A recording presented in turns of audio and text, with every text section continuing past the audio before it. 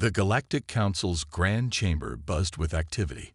Hundreds of alien species, each more bizarre than the last, filled the massive room.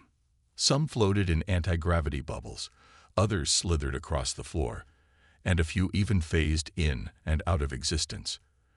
At the center of it all stood High Counselor Zix, a tall blue-skinned being with 4 arms and eyes that glowed like distant stars.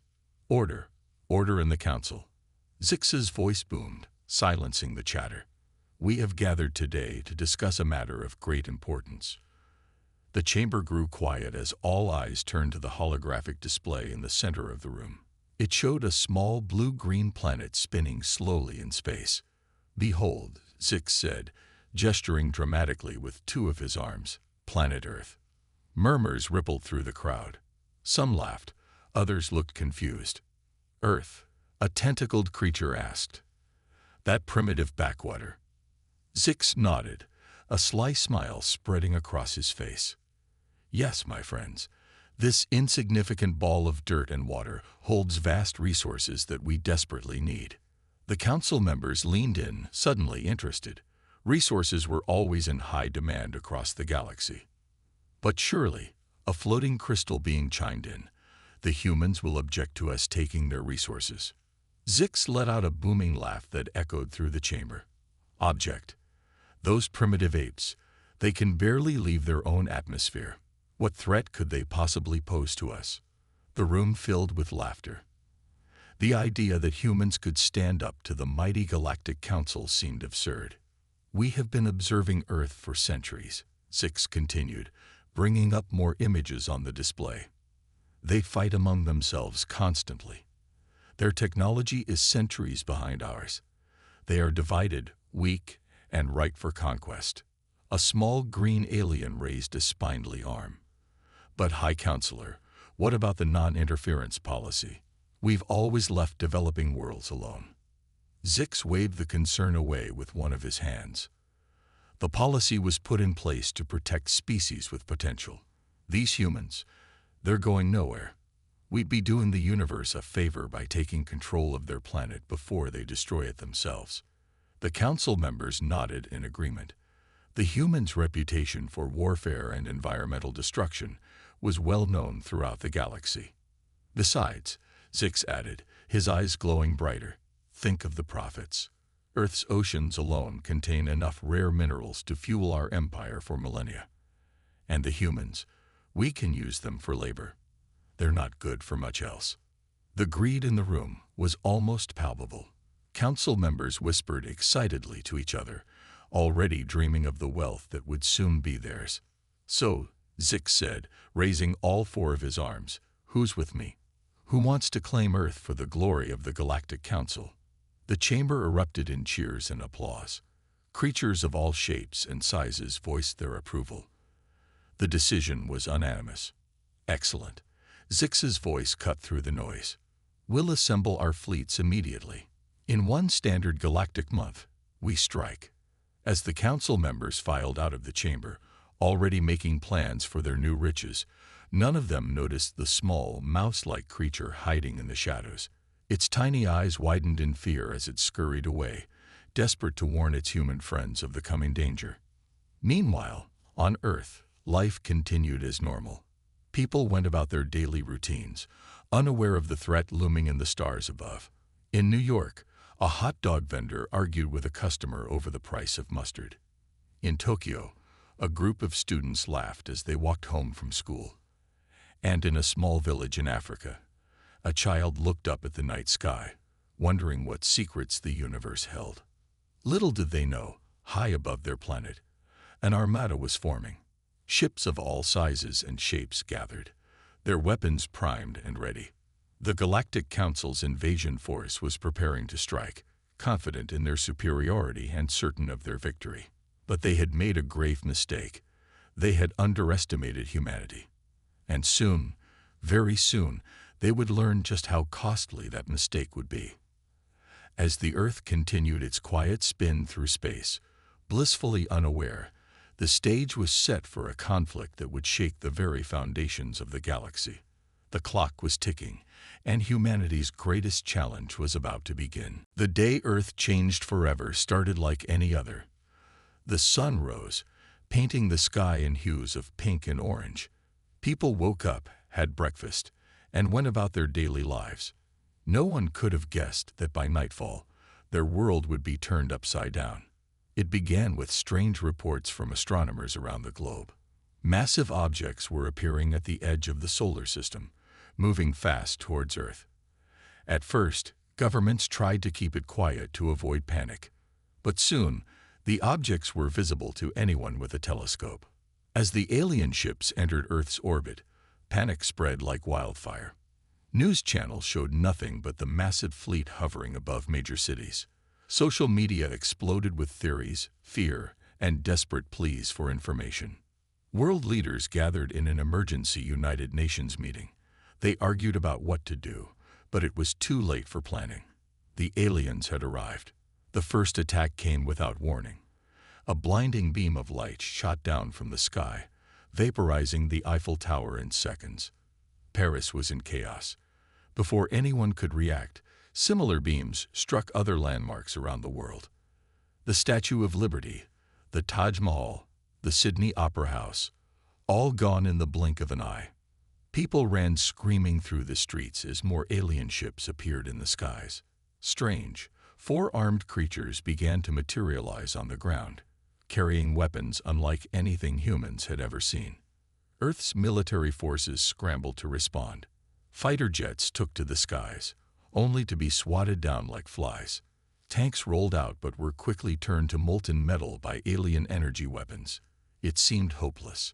In Washington, D.C., the President of the United States was rushed to a secret bunker. "What are our options?" she demanded, her face pale with fear. "Madam President," a general replied, his voice shaking, "we're outgunned and outmatched. Our most advanced weapons are useless against their technology." Similar scenes played out in capitals around the world. Leaders watched helplessly as their cities burned and their people suffered. But even in the darkest hour, sparks of human resilience began to shine. In New York, a group of civilians banded together to rescue people trapped in collapsed buildings. In Tokyo, quick-thinking engineers used the city's advanced robotics to create makeshift defenses. And in a small lab in Africa, a team of scientists worked tirelessly to understand the alien technology. As night fell, the aliens seemed to pause their attack. Their ships hovered silently over the smoking ruins of Earth's great cities. In the eerie calm, people emerged from hiding, trying to make sense of their new reality. News anchors, broadcasting from makeshift studios, tried to piece together what had happened. "We're receiving reports that similar attacks have occurred worldwide," one reporter said, her voice trembling. The death toll is unimaginable." In orbit, aboard the Galactic Council's flagship, High Counselor Zix surveyed the destruction with satisfaction. "See how easily they fall," he boasted to his officers. "These humans are even weaker than we thought." But Zix's victory celebration was premature. As he watched, a small blip appeared on the ship's sensors. Then another, and another. "What's happening?" Zix demanded. An officer, his multiple eyes wide with surprise, replied, "High Counselor, it appears the humans are counterattacking." Indeed, across the planet, humanity was beginning to fight back. In secret bases and hidden labs, weapons that had been deemed too dangerous or experimental were now being unleashed. Quantum cannons, plasma rifles, and even primitive mech suits were rolled out onto the battlefield. A ragtag group of pilots, flying experimental aircraft that pushed the limits of human technology, launched a daring raid on one of the alien ships. To everyone's shock, they'd managed to bring it down. As the massive ship crashed into the ocean, a cheer went up from every human who saw it. It wasn't much, but it was something. A sign that maybe, just maybe, humanity wasn't done yet. As the first day of the invasion came to a close, Earth was battered and bleeding, but not broken. In the face of overwhelming odds, Humans were doing what they did best: adapting, innovating, and refusing to give up. The Galactic Council had wanted Earth's resources. Instead, they had awakened a sleeping giant, and the fight was only just beginning. As the sun rose on the third day of the invasion, the world looked vastly different. Smoke billowed from the ruins of once great cities, and alien ships still loomed in the skies. But something had changed. The initial shock and panic were fading, replaced by a steely determination that spread across the globe. In a hidden underground facility, a group of the world's brightest minds had gathered. Scientists, engineers, and military strategists from every corner of the Earth worked side by side, their past differences forgotten in the face of a common enemy. Dr. Sarah Chen, a brilliant physicist, stood before a holographic display of an alien weapon. "Look here," she said, pointing to a pulsing energy core. "Their tech is advanced, but it's not magic. We can understand it, and if we can understand it, we can beat it," finished Colonel James Rodriguez, his eyes lighting up with hope. Across the room, a team of hackers huddled around computer screens, their fingers flying across keyboards. They had been working nonstop, trying to crack the alien communication systems. Suddenly, one of them jumped up. "We're in," she shouted. The room erupted in cheers as alien transmissions began to scroll across their screens. Meanwhile, on the streets above, humanity's hidden strength began to show. In New York, a group of street artists used their skills to create camouflage that could fool alien sensors. In Mumbai, a network of food delivery drivers became an underground resistance, moving supplies and information right under the invaders' noses. In the African savannah, Maasai warriors, armed with nothing but spears and centuries-old hunting techniques, managed to bring down an alien scout ship. Their victory spread like wildfire across social media, inspiring others to resist. Back in the alien command ship, High Counselor Zix was growing frustrated. How are they still fighting? He raged, smashing a control panel with one of his 4 arms. They should have surrendered by now. His second-in-command, a serpentine creature named Sith, slithered forward. "High Counselor, we may have underestimated these humans," it hissed cautiously. Zix's eyes flashed dangerously. "Impossible. They're primitive, divided. They can't possibly." He was interrupted by a violent shake that rocked the entire ship. Alarms blared as Sith checked the sensors. "We're under attack," it exclaimed in disbelief. Outside, a swarm of small, agile craft darted around the massive alien ship. They were a mishmash of human jets retrofitted with salvaged alien tech, piloted by the bravest volunteers Earth could offer. Leading the charge was Captain Maria Gonzalez, a former acrobat turned fighter pilot. "Remember the plan," she said into her comm. "Hit and run. Don't give them a chance to lock on." The human ships zipped and zagged, firing bursts of energy that slowly but surely wore down the alien vessel's shields. It was like watching a group of mosquitoes take down an elephant, but somehow it was working. On the ground, more surprises awaited the invaders. In Japan, a team of robotics experts had reprogrammed their industrial machines into makeshift mecha, now stomping through the streets and engaging alien ground forces. In Silicon Valley, tech geniuses had created a virus that was wreaking havoc on the aliens' navigation systems. Invading ships began to crash into each other, their once perfect formation now in chaos. And in a small lab in Antarctica, a breakthrough was made. Dr. Yuki Tanaka held up a small device, her hands shaking with excitement. "We did it," she whispered. "An EMP that can penetrate their shields." As news of these successes spread, hope began to replace fear in the hearts of humans everywhere. People emerged from hiding, ready to join the fight. Farmers turned their tractors into makeshift tanks. Teachers became strategists. Children acted as spotters, their keen eyes catching details adults might miss.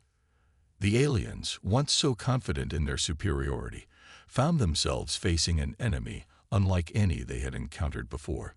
Humans were unpredictable, resourceful, and most importantly, They refused to give up. As the battle raged on, both in the skies and on the ground, one thing became clear. Humanity's greatest strength wasn't in its weapons or technology. It was in its diversity, its adaptability, and its unbreakable spirit. The Galactic Council had sought to conquer Earth. Instead, they had united it like never before. And united, humanity was proving to be a force that even the mightiest alien empire would learn to fear. As the fourth week of the invasion dawned, Earth had transformed into a global battlefield. The initial shock had given way to a fierce, coordinated resistance that surprised even the most optimistic human leaders. The tide was slowly turning, and the aliens found themselves on the defensive for the first time. In the ruins of London, a ragtag group of soldiers and civilians huddled around a makeshift command center. Major Emma Thompson, her uniform torn and dirty, pointed to a holographic map of the city. "The aliens have set up a base here," she said, indicating a glowing red dot. "We take that out, we can push them back to the Thames."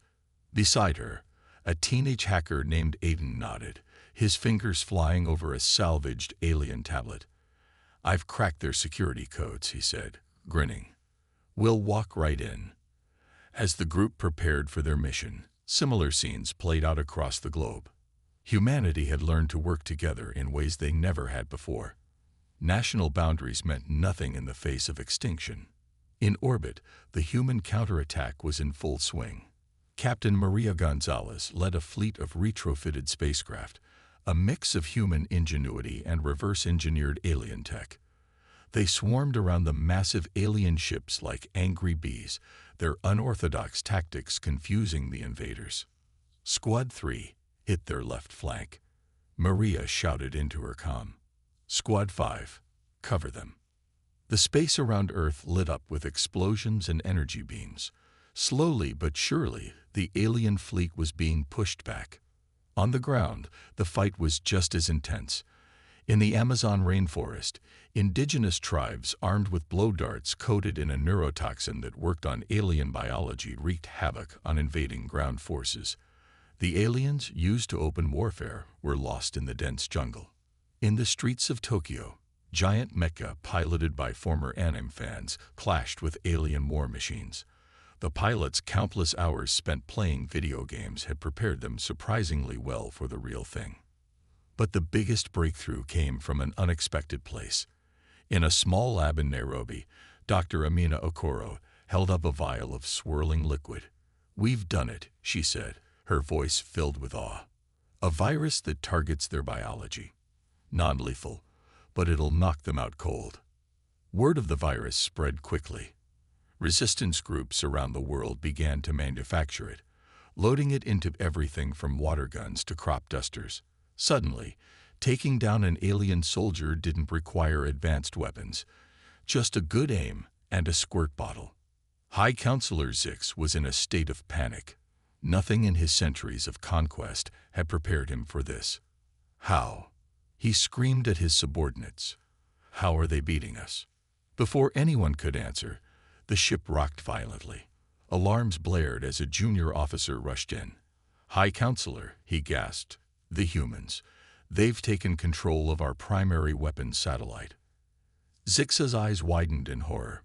He rushed to the view screen just in time to see the massive orbital platform, once the pride of the invasion fleet, turn its guns on his own ships. Back on Earth, in the underground facility that had become humanity's global headquarters, cheers erupted as they watched the alien fleet scramble in disarray. Dr. Sarah Chen hugged Colonel Rodriguez, both of them laughing in disbelief. "We did it," Sarah said. "We actually did it." But Rodriguez's face turned serious. "We've won the battle," he said, "but the war isn't over yet." As if to emphasize his point, reports started coming in from around the world. The aliens were retreating, but they were leaving something behind. Strange devices were being deployed in major cities, their purpose unknown but undoubtedly sinister. In New York, a team led by former Wall Street analyst turned resistance fighter Michael Wong approached one of the devices cautiously. "Be careful," he warned his team. "We don't know what these things can do." As they got closer, the device suddenly sprang to life, emitting a high-pitched whine. Michael's eyes widened. "Everyone, run," he shouted, but it was too late. A blinding flash of light engulfed the area, and when it faded, Michael and his team were gone. In their place was nothing. A perfect sphere of emptiness, as if that part of the world had simply ceased to exist. Similar reports came in from around the globe. The aliens might be retreating, but they had left behind a parting gift. A new threat that would push humanity to its limits once again. The war wasn't over. It had just entered a new, even more dangerous phase. As the alien fleet retreated into the depths of space, Earth's celebration was short-lived. The strange devices left behind by the invaders, now dubbed void spheres by the media, posed a terrifying new threat. Cities around the world were left with perfect spheres of nothingness, areas where matter simply ceased to exist. In the underground command center, now christened Hope Base, world leaders and top scientists gathered to address this new crisis. The atmosphere was tense, a mix of exhaustion from their recent victory and fear of the unknown danger they now faced. Dr. Sarah Chen stood before a holographic projection of a void sphere, her face etched with concern. "These devices are unlike anything we've ever seen," she explained. "They're not just destroying matter. They're erasing it from existence." Colonel Rodriguez, his uniform still bearing scorch marks from recent battles, stepped forward. "Can we destroy them?" he asked, voicing the question on everyone's mind. Dr. Chen shook her head. "Any attempt to physically interact with the spheres results in, well, disappearance. We've lost too many good people already trying." The room fell silent, the weight of the situation bearing down on all present. It was President Amelia Johnson of the newly formed United Earth government who broke the silence. "Then we find another way," she said, her voice firm with resolve. "We didn't come this far to let some alien party favors beat us." Across the globe, humanity once again rallied to face this new threat. In London, a team led by Dr. Emily Hawking, great-granddaughter of the famous physicist, worked tirelessly to understand the physics behind the void spheres. "It's as if they're creating localized pockets of non-existence," Dr. Hawking explained to her team, scribbling complex equations on a whiteboard. "But everything in the universe must exist somewhere, if we can figure out where the matter is going." Meanwhile, in the bustling streets of Mumbai, a young street magician named Raj had an epiphany while performing a disappearing act. He rushed to the local resistance headquarters, babbling excitedly about mirrors and misdirection. To everyone's surprise, his wild ideas about treating the void spheres as a grand illusion led to a breakthrough in understanding their structure. In Africa, shamans and scientists worked side by side, combining ancient wisdom with cutting-edge technology. They discovered that certain rhythmic vibrations could stabilize the edges of the void spheres, preventing them from expanding. As humans adapted to life around these impossible spheres of nothingness, a new discovery shook the world. In Rio de Janeiro, a child's ball accidentally rolled into a void sphere and rolled back out the other side, completely unharmed. The news spread like wildfire. The void spheres weren't destroying matter. They were transporting it somewhere else. But where? At Hope Base, Dr. Chen worked furiously with her team to analyze this new information. "If we can figure out the destination," she mused, "we might be able to bring back those we've lost." The breakthrough came from an unexpected source. In Japan, a group of anime enthusiasts turned resistance fighters had been experimenting with miniature robots. They managed to send one through a void sphere with a camera attached. The footage it sent back left the world in awe. The robot emerged in what appeared to be an alien world, lush, beautiful, and teeming with life. More shockingly, they saw humans there, including many who had been thought lost to the void spheres. As the implications sank in, excitement rippled through Hope Base. President Johnson turned to the assembled leaders, her eyes shining with determination. "Ladies and gentlemen," she announced, We're no longer just fighting for our world. We're fighting for a new one. The revelation energized humanity like never before. The void spheres, once objects of terror, were now seen as portals of opportunity. Teams around the world worked tirelessly to stabilize and control these gateways between worlds. In New York, the sphere that had taken Michael Wong and his team became the site of a daring rescue mission. Led by Michael's sister, Lisa, a crack team ventured through the portal, determined to bring back their lost comrades. As Earth prepared for this new phase of their adventure, news came from the far reaches of space. Other alien races, inspired by humanity's resistance, had begun to rebel against the Galactic Council. The once mighty empire was crumbling. High Counselor Zix, watching his realm fall apart from his flagship, realized with growing dread that he had done more than lose a war. He had awakened a force that would reshape the galaxy. Back on Earth, as humans prepared to step into a new world, the mood was one of cautious optimism. They had faced extinction and emerged stronger. Now, they were ready to take their place among the stars. The void spheres pulsed with energy, gateways to a future no one could have imagined. Humanity stood on the brink of a new era, ready to explore, to learn, and to show the galaxy what they were truly capable of. As Earth embraced its new role as a multi-world species, the aftermath of the alien invasion continued to reshape human society. The void spheres, once feared, had become gateways of opportunity, connecting Earth to the lush alien world now dubbed Nova Terra. In the sprawling refugee camp on the outskirts of Nova Terra's first human settlement, Lisa Wong reunited with her brother Michael. Tears streamed down their faces as they hugged, surrounded by others who had been lost to the void spheres. "I can't believe you came for us," Michael said, his voice choked with emotion. Lisa grinned, her eyes sparkling with the spirit that had driven humanity's resistance. "Did you really think we'd leave you behind?" Back on Earth, Dr. Sarah Chen led a team of scientists in establishing a stable transportation network between the two worlds. The void spheres were no longer unpredictable portals but controlled gateways, allowing a steady flow of people and resources. In a historic address to both worlds, President Amelia Johnson stood before a void sphere, her image broadcasted simultaneously on Earth and Nova Terra. "Today, we stand not as conquerors or colonizers, but as explorers and guardians," she declared. "We have been given a second chance, a new world to call home.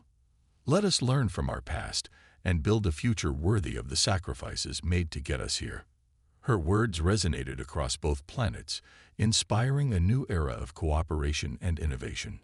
On Nova Terra, humans worked alongside the planet's native species, strange but peaceful creatures that had welcomed the Earth refugees with open arms, or tentacles, in some cases. Dr. Emily Hawking, now leading the Nova Terra Science Division, made a groundbreaking discovery. The planet's unique magnetic field could be harnessed to create clean, nearly limitless energy. This could revolutionize both worlds, she explained excitedly to her team. A mix of humans and Nova Terran beings. Meanwhile, on Earth, the reverse-engineered alien technology was put to use, healing the scars left by the invasion. Cities were rebuilt, cleaner and more efficient than ever before. The spirit of global unity that had driven the resistance now fueled a worldwide renaissance. But not all was peaceful. Reports began to trickle in from the farthest void sphere outposts of strange disturbances. Scouts returned with tales of shadowy figures and eerie sounds coming from unexplored regions of Nova Terra. Colonel Rodriguez, now general and head of the United Earth Defense Force, viewed these reports with growing concern. "We can't ignore this," he told President Johnson during an emergency meeting. "We fought too hard for our new home to lose it now." A joint Earth-Nova Terra expedition was quickly organized to investigate. Led by the now famous Raj, whose intuition had proven invaluable in understanding the void spheres, the team ventured into the uncharted territories of the New World. What they discovered shook both worlds to the core. Hidden deep in Nova Terra's misty forests was an ancient alien city, clearly built by the same species that had invaded Earth. But unlike the sleek warships of the Galactic Council, these structures were overgrown, long abandoned. As Raj and his team cautiously explored the ruins, they uncovered holographic records that told a shocking story. Nova Terra wasn't just another planet. It was the original homeworld of their invaders, abandoned millennia ago when its resources were depleted. They became nomads, Raj explained to the stunned leaders of both worlds, conquering and consuming planet after planet. Earth was just the latest in a long line. The implications were staggering. Humanity hadn't just defeated an alien invasion. They had reclaimed a lost world and broken a cycle of destruction that had lasted for eons. As news of the discovery spread, it brought with it a mix of emotions: fear, wonder, and a deep sense of responsibility. Humans and Novaterrans alike realized that they now stood at a crossroads of cosmic importance. In orbit above Nova Terra, aboard the newly constructed space station Unity, representatives from Earth, Nova Terra, and even some of the alien races that had rebelled against the Galactic Council gathered for an unprecedented summit. President Johnson, her face etched with the wisdom gained from years of struggle and triumph, addressed the assembly. "We have been given a unique opportunity," she said, her voice carrying across the stars, "to learn from the mistakes of those who came before us, and to forge a new path. Together, we can build not just a better world, but a better galaxy." As the summit continued, discussing plans for peaceful exploration and mutual defense, a message arrived. From the deepest reaches of space, the remnants of the Galactic Council, led by a now humbled High Counselor Zix, were requesting asylum and the chance to learn from their conquerors. The stage was set for a new chapter in galactic history, with humanity and their Nova Terran allies at its center. The universe watched and waited, wondering what this young, resilient species would do next. 5 years had passed since the discovery of the ancient alien city on Nova Terra.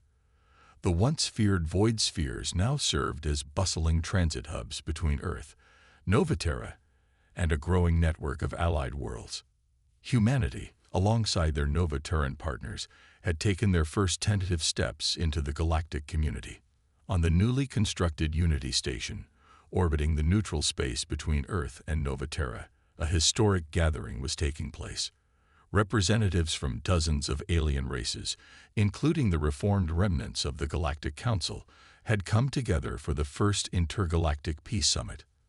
Dr. Sarah Chen, now serving as Earth's ambassador to the stars, stood at the podium, her eyes sweeping across the diverse assembly. Beings of all shapes, sizes, and colors filled the grand hall, a living testament to the vastness and variety of life in the universe. "Friends, allies, and honored guests," Sarah began, her voice steady and clear. "Just a few short years ago, many of us were enemies. Today, we gather as partners in a grand experiment, creating a galaxy where cooperation trumps conquest." In the front row, High Counselor Zix listened intently, his once proud posture now humble. The years of asylum on Earth had changed him profoundly. Beside him sat Raj, the former street magician turned diplomat, who had been instrumental in bridging the cultural gaps between species. As Sarah continued her speech, outlining plans for shared scientific research and open trade routes, screens around the hall displayed images of the progress made. On Earth, cities gleamed with a mix of terrestrial and alien architecture. On Nova Terra, humans worked alongside native species to restore the planet's long-neglected ecosystems. But it wasn't all smooth sailing.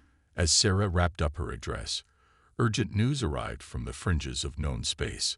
A small exploration fleet, led by the indomitable Captain Maria Gonzalez, had encountered a new threat.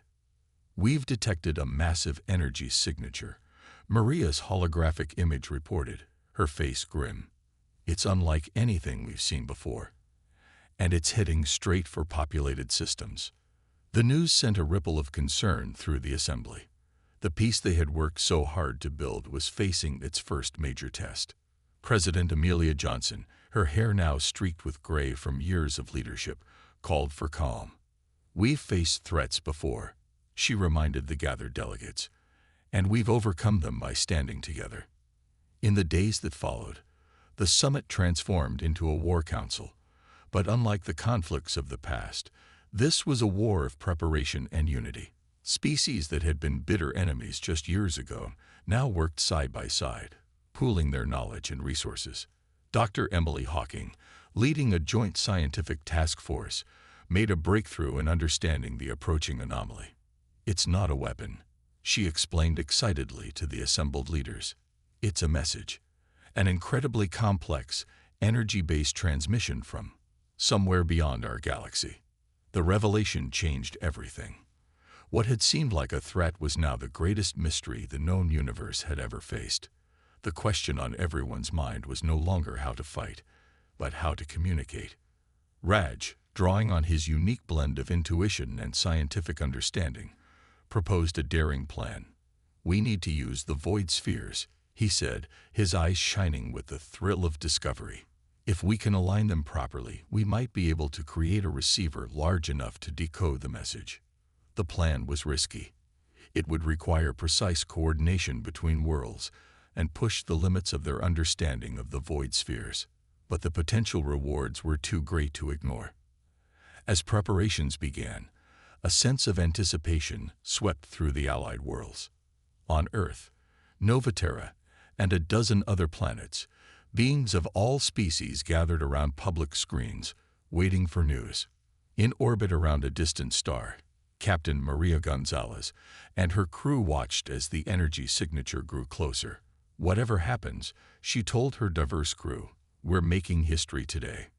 Back on Unity Station, Sarah Chen stood with President Johnson, High Counselor Zix, and representatives from every allied world. They watched as Raj and Dr. Hawking made the final adjustments to their improvised galactic receiver. "It's time," Raj said, his finger hovering over the activation switch. "Ready or not, we're about to say hello to the universe." As the switch was flipped, the void spheres across multiple star systems pulsed with energy. For a moment, everything seemed to hold its breath. Then, slowly at first, but with growing clarity, a message began to form. The assembled leaders leaned forward, their hearts racing. Whatever this message contained, they knew that the galaxy, and humanity's place in it, would never be the same again. The next chapter of their cosmic adventure was about to begin, filled with untold wonders and challenges. As the first words of the alien message began to appear, a new era dawned for Earth, Novaterra, and all their allies. The stars, once a battlefield, now beckoned as a frontier of endless possibility.